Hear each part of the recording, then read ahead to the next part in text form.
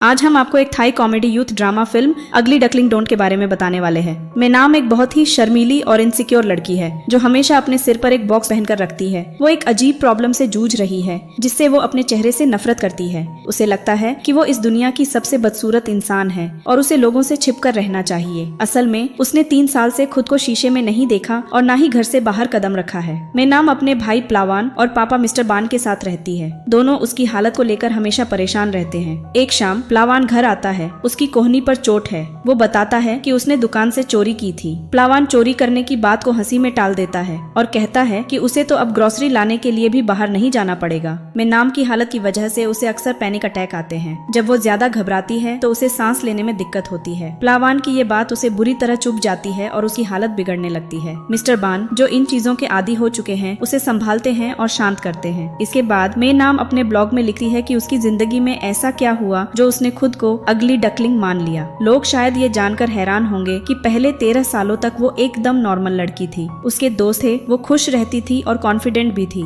लेकिन middle school में वो अपनी क्लास के सबसे हैंडसम लड़के से प्यार कर बैठी। वो इतनी दीवानी थी कि एक दिन उसने सबके सामने अपने प्यार का इजहार कर दिया, लेकिन लड़के ने उसका प्यार ठुकरा दिया। उसने उसका गिफ्ट जमीन पर फेंक दिया और कहा कि वो दुनिया की सबसे बदसूरत लड़की है। उसने ये भी कहा कि उसे अपने सिर पर बैग पहन लेना चाहिए क्योंकि उसका चेहरा डरावना है। इसके बाद उसकी पूरी क्लास उस लड़के की बात मानने लगी और उसे अगली कहने लगी। ये सब मेनाम के लिए बहुत बड़ा शौक था। उसने खुद को लोगों से दूर कर लिया और स्कूल जाना बंद कर दिया। मिस्टर बान ने उसे समझाने की बहुत कोशिश की, लेकिन जब उन्हें लगा कि ये समस्या गंभीर है तो उन्होंने उसे घर से पढ़ने की इजाजत दी। उस घटना के बाद मेनाम ने 1 साल तक आईने में अपना चेहरा नहीं देखा और घर से बाहर भी नहीं निकली। एक दिन जब वो घर के बाहर एक गुब्बारा निकालने की कोशिश कर रही थी, एक स्ट्रेंजर उसकी हेल्प के लिए आया। तुरंत मेनाम ने अपने चेहरे को छिपाने के लिए पेपर बैग पहन लिया। उसी वक्त उसे एहसास हुआ कि जब उसका चेहरा ढका रहता है तभी वो सबसे ज्यादा कॉन्फिडेंट महसूस करती है। धीरे धीरे उस बैग की जगह एक बॉक्स ने ले ली क्योंकि वो ज्यादा मजबूत था। उसका परिवार कभी कभी उसका चेहरा देख लेता है, लेकिन मेनाम खुद को छिपाकर रखना ही पसंद करती है। वो खुद भी मुश्किल से आईने में देखती है। अगले दिन मिस्टर बान डॉक्टर से मिलते हैं और तुरंत इलाज की बात करते हैं। डॉक्टर कहते हैं कि मेनाम को कोई बीमारी नहीं है। वो एक ऐसी कंडीशन से जूझ रही है जिसे जापान में हिकिकोमोरी कहा जाता है। ये ज्यादातर टीनेजर्स और यंग एडल्ट्स को प्रभावित करता है। इस कंडीशन में लोग अपने कमरे में कई दिनों, महीनों या सालों तक बंद रहते हैं और किसी से बात नहीं करते। डॉक्टर का कहना है कि मेनाम का मामला ज्यादा गंभीर नहीं है क्योंकि वह अभी भी अपने परिवार से बात करती है। इसका मतलब है कि अगर उसे मजबूर किया जाए तो वह दूसरों के साथ भी घुल मिल सकती है। डॉक्टर सलाह देते हैं कि मिस्टर बान को अपनी बेटी को घर से बाहर लाना चाहिए, इससे पहले कि वह परिवार से दूरी बना ले। डिनर के दौरान मेनाम बॉक्स हटाने से इनकार करते हुए स्ट्रॉ का इस्तेमाल करके खाना खाती है। मिस्टर बान सीरियस आवाज में अपने बच्चों से कहते हैं कि वह कुछ जरूरी बात करना चाहते हैं। प्लावान और मेनाम उनकी बातों को हल्के में लेते हैं और मजाक करने लगते हैं। प्लावान कहता है कि शायद पापा बीमार हैं, लेकिन मिस्टर बान उसकी बात को गलत ठहराते हैं और कहते हैं कि वह चाहते हैं कि मेनाम अगले दिन से स्कूल जाए। मेनाम को लगता है कि यह मजाक है और वह गुस्से में जवाब देती है, लेकिन इस बार मिस्टर बान डटे रहते हैं। यह देखकर प्लावान भी हैरान होता है। गुस्से में मेनाम चिल्लाती है कि वह अपने पापा से नफरत करती है और अपने कमरे में चली जाती है। वह अगले 1 घंटे तक रोती रहती है और स्कूल जाने को लेकर डर महसूस करती है। उसे लगता है कि सब उसका बॉक्स देखकर उसका मजाक उड़ाएंगे।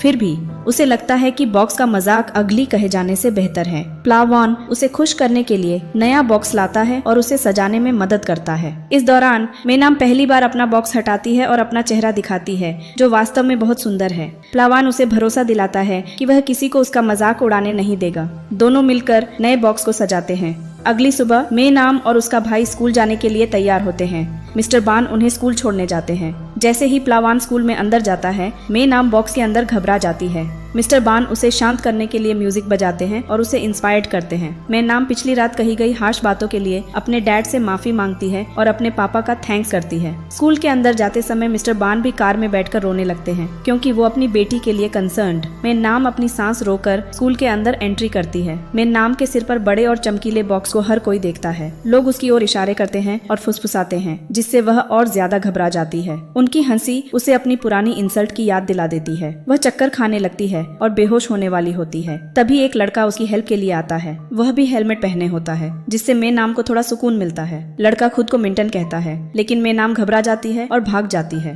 भागते भागते वह स्कूल के सबसे पॉपुलर लड़के जीरो से टकरा जाती है। जीरो और उसके दोस्त उससे कहते हैं कि वह बॉक्स उतारे, क्योंकि वे उसका चेहरा देखना चाहते हैं। जब मे नाम मना करती है तो वे उसे घेर लेते हैं और बॉक्स उतारने की कोशिश करते हैं। तभी मिंटन आता है और उन्हें रोकता है। वह अपना हेलमेट उतारकर अपना चेहरा दिखाता है। जीरो और मिंटन गुस्से में एक दूसरे को घूरते हैं और स्कूल के बाहर लड़ाई करने का फैसला करते हैं। एमर नाम का हाथ पकड़कर उसे वहां से ले जाता है। अगले सीन में मे नाम क्लास के सामने नर्वस खड़ी होती है। टीचर पहले से उसकी सिचुएशन के बारे में जानती है और स्टूडेंट से उसकी प्राइवेसी का सम्मान करने के लिए कहती है, लेकिन टीनेजर्स होते ही ऐसे हैं। वे उसे चिढ़ाने लगते हैं और उसका चेहरा दिखाने की जिद करते हैं। मिंटन भी उसी क्लास में होता है और अपने क्लासमेट्स की हरकतों पर गुस्सा करता है। मे नाम चुपचाप आखिरी सीट पर जाकर बैठ जाती है और सिर झुकाए रहती है।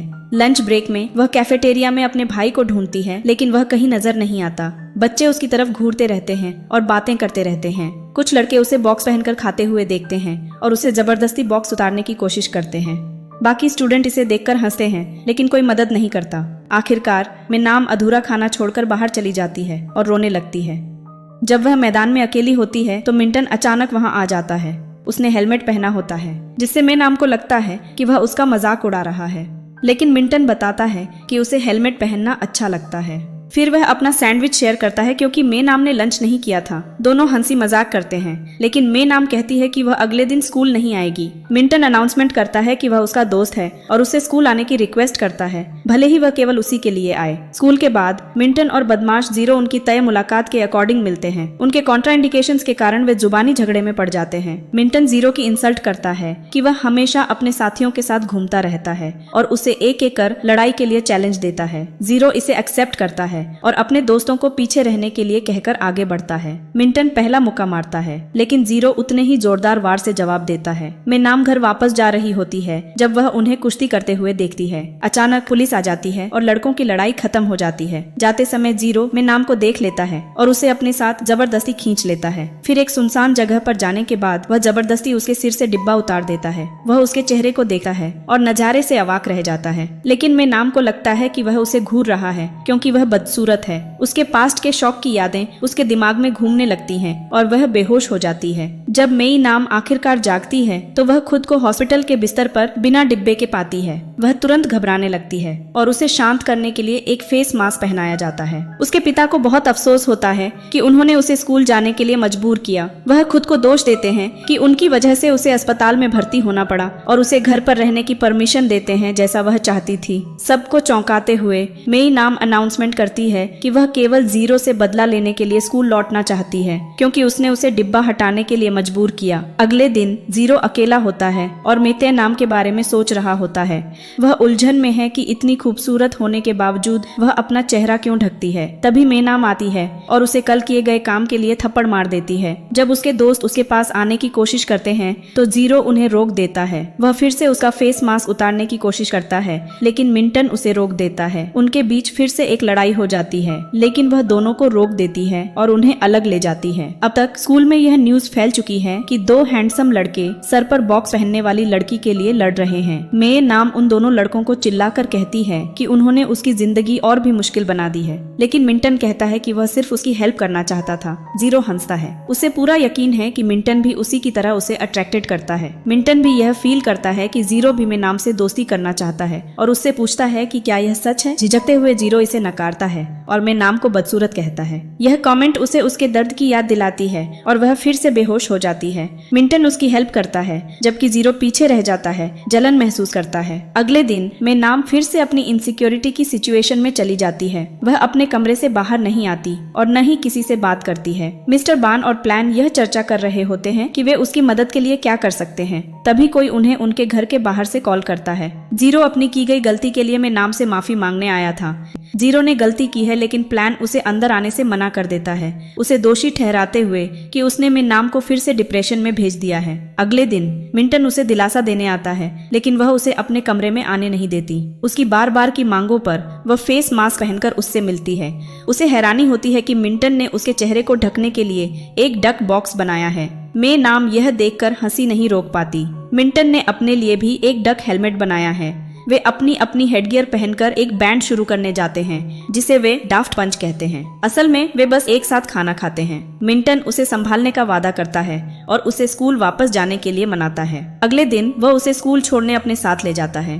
जब मैं नाम अकेली होती है, जीरो उसके पास आता है और माफी मांगने की कोशिश करता है, लेकिन प्लान उन्हें डिस्टर्ब कर देता है और जीरो चला जाता है। बाद में क्लास के दौरान एक लड़की ओजोन में नाम के पास आती है और उससे एक फेवर मांगती है। यह पता चलता है कि स्कूल में नाम और जीरो के डेटिंग की रूमर फैल चुकी है। मिंटन और प्लान स्कूल जा रहे होते हैं। ओजोन चाहती है कि मैं नाम जीरो को लोगों को तंग करने से रोके। मैं नाम यह कहकर मना कर देती है कि उसका जीरो से कोई लेना देना नहीं है और गुस्से में वहाँ से चली जाती है। लंच ब्रेक के दौरान भी लोग उसे ऐसे ही फेवर के लिए रोकते हैं, लेकिन वह सभी को मना कर देती है। फिर उसे खबर मिलती है कि जीरो उसके भाई को पीट रहा है। जब वह दौड़ते हुए अपने भाई को बचाने जाती है तो वह देखती है कि जीरो के दोस्त उसे जमीन पर गिराकर पीट रहे होते हैं। जीरो उन्हें रोकता है और कहता है कि लड़ाई प्लान ने शुरू की थी। गुस्से में मैं नाम उसे चोर कहकर बुलाती है जो पैसे और होमवर्क के लिए कमजोर स्टूडेंट्स को तंग करता है।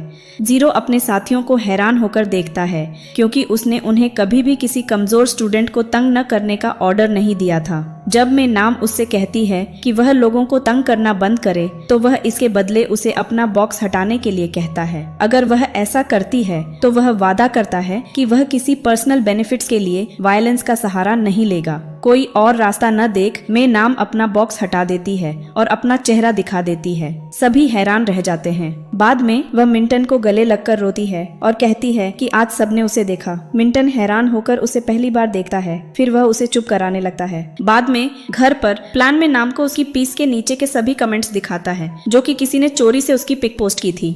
हालांकि कमेंट्स पॉजिटिव होते हैं, यह मैं नाम को यह यकीन नहीं दिलाता कि वह खूबसूरत है। फिर वह अपने कमरे में जाती है और देखती है कि खिड़की खुली हुई है। अचानक जीरो कहीं से आता है और उसे चुप रहने के लिए कहता है। वह उसे बदसूरत कहने के लिए माफी मांगता है और एक्सेप्ट करता है कि वह सच में अब तक की सबसे खूबसूरत लड़की है जिसे उसने देखा है। जब वह चला जाता है तो उसके शब्द में नाम के दिमाग में गूंजते रहते हैं। वह अपने इंटरनेट दोस्त से कहती है कि वह स्कूल की पेज पर उसकी तस्वीर देखे। जब दोस्त उसकी तस्वीर देखकर यह कहता है कि वह कितनी क्यूट लग रही है तो मैं के नाम को अंत में यह समझ में आता है कि वे सच बोल रहे हैं। 3 साल बाद वह पहली बार एक शीशा निकालती है और देखती है कि वह सच में खूबसूरत है। वह अपनी आंखों पर विश्वास नहीं कर पाती। अगले दिन मई नाम बिना बॉक्स के स्कूल जाती है। सभी स्टूडेंट उसे घूरते हैं और बुरी तरह से चर्चा करते हैं, लेकिन इस बार वे उसका मजाक नहीं उड़ा रहे होते बल्कि उसकी ब्यूटी की सराहना कर रहे होते हैं। हालांकि वह थोड़ी नर्वस है, लेकिन मैं नाम अब एक नई जिंदगी की शुरुआत के लिए तैयार है। तो यहीं पर इस मूवी की कहानी पूरी होती है।